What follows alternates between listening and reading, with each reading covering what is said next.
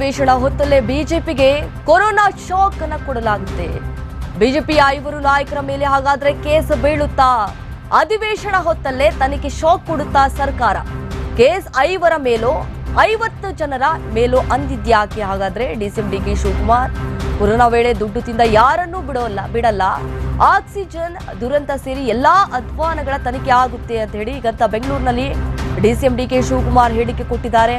ನ್ಯಾಯಮೂರ್ತಿ D Cunha ಸಮಿತಿ ಶಿಫಾರಸಿನಂತೆ ಕ್ರಮ ಆಗುತ್ತದೆ. ಅಧಿಕಾರಿಗಳು ಸಂಪೂರ್ಣ ವಿಚಾರಣೆಯನ್ನ ಮಾಡ್ತಿದ್ದಾರೆ. ಕೋವಿಡ್ ಹಣ ತಿಂದವರನ್ನ ಸುಮ್ಮನೆ ಬಿಡುವುದಿಲ್ಲ. ಜನರ ಸಾವಿನ ನಡುವೆಯೂ 100 ಕೋಟಿ ತಿಂದಿದ್ದಾರೆ. ಕುನ್ನಾ ವರದಿ ಅನುಷ್ಠಾನ ಸಮಿತಿ ಸಭೆ ನಂತರ ಹೇಳಿಕೆಯನ್ನ ಕೊಟ್ಟಿದ್ದಾರೆ. ಡಿಸಿಎಂ ಡಿಕೆ ಶಿವಕುಮಾರ್ ನೇತೃತ್ವದಲ್ಲಿ ರಚನೆಯಾಗಿರುವಂತಹ ಸಮಿತಿ ಇದು. ಕೊರೋನಾ ಕಾಲದ ಅಕ್ರಮ ಕುರಿತು ನ್ಯಾಯಮೂರ್ತಿ ಜಾನ್ ಮೈಕಲ್ ಡಿ ಕುನ್ನಾ ವರದಿಯನ್ನ ಸಲ್ಲಿಕೆ ಮಾಡಿದ್ದಾರೆ. ಕುನ್ನಾ ನೇತೃತ್ವದ ಸಮಿತಿಯನ್ನ ರಚನೆ ಮಾಡಿದ್ರು ಸಿಎಂ ಸಿದ್ದರಾಮಯ್ಯನವರು. ಹೀಗಾಗಿ ಈಗ ವರದಿಯನ್ನ ಕೊಡುವಂತೆ ಕೂಡ ಸೂಚನೆಯನ್ನ ಕೊಟ್ಟಿದ್ರು.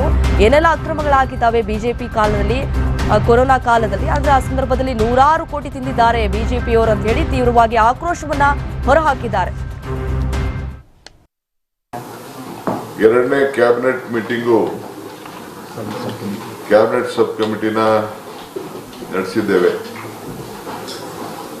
ಈಗಾಗಲೇ ಮೈಕಲ್ ಕುನ್ನಾರ್ ಅವರು ಜಸ್ಟಿಸ್ ಜಾನ್ ಮೈಕಲ್ ರವರು ಒಂದು ವರದಿಯನ್ನ ಕೊಟ್ಟಿದ್ದಾರೆ. ನಾವು ಬರೀ ರಿವ್ಯೂ ಮಾಡ್ತಾ ಇದೀವಿ, ಏನೇನು ಪ್ರೋಗ್ರೆಸ್ ಅಂತ ರಿವ್ಯೂ ಮಾತ್ರ ಮಾಡ್ತಾ ಇದೀವಿ.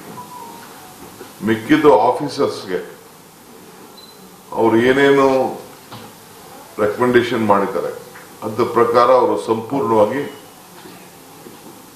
ಕ್ರಮ ಕೈಗೊಳ್ಳಿ ಅಂತ ಹೇಳಿದ್ದೇವೆ. ಯಾರ ಮೇಲೆ ಏನು ಹೇಳಿದ್ದಾರೆ, ಏನು ಕಂಡುಹಿಡಿದಿದ್ದಾರೆ, ಅದರ ಮೇಲೆ ಕಾನೂನಂತೆ ನೀವು ಕ್ರಮ ಕೈಗೊಳ್ಳಿ ಅಂತ ಆಫೀಸರ್ಸ್ಗೆ ಗಿವನ್ ದಿ ಆಥರೈಸೇಷನ್.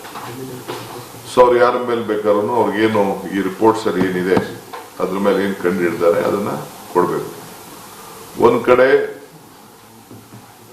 ಅವ್ರಿಗೆ ಡಿಪಾರ್ಟ್ಮೆಂಟ್ ಅಲ್ಲಿ ಕೂಡ ಕೆಲವು ಎನ್ಕ್ವೈರೀಸ್ ಅಫಿಷಿಯಲ್ಸ್ ಮೇಲೂ ಕೂಡ ಆಗ್ತದೆ, ಅದ್ರ ಪಾಡದ ಪ್ರೊಸೀಜರ್ ಆಗ್ತದೆ. ಕೆಲವು ಕ್ರಿಮಿನಲ್ ಮಾಡಬೇಕು ಅಂತ ಕೂಡ ಜಸ್ಟಿಸ್ ಕುನ್ನಾ ಅವರು ಅವ್ರ ಫೈಂಡಿಂಗ್ಸ್ ಅಲ್ಲಿ ಹೇಳಿದ್ದಾರೆ. ಅದು ಕೂಡ ಅದರ ಕಡೆ ಪ್ರೊಸೀಜರ್ ಸಪರೇಟ್ ಆಗ್ತದೆ. 1 ಆಗ್ತದೋ 2 ಆಗ್ತದೋ 50 ಆಗ್ತದೋ 100 ಆಗ್ತದೋ ಎಷ್ಟು ಬೇಕಾದ್ರೂ ಅವರು ಅವ್ರ ಡಿಪಾರ್ಟ್ಮೆಂಟ್ ಆಫೀಸರ್ಸ್ ಏನು ಅವ್ರು ಕಂಡಿರೋದನ್ನ ಇಂಪ್ಲಿಮೆಂಟ್ ಮಾಡಕ್ಕೆ we have accepted the report.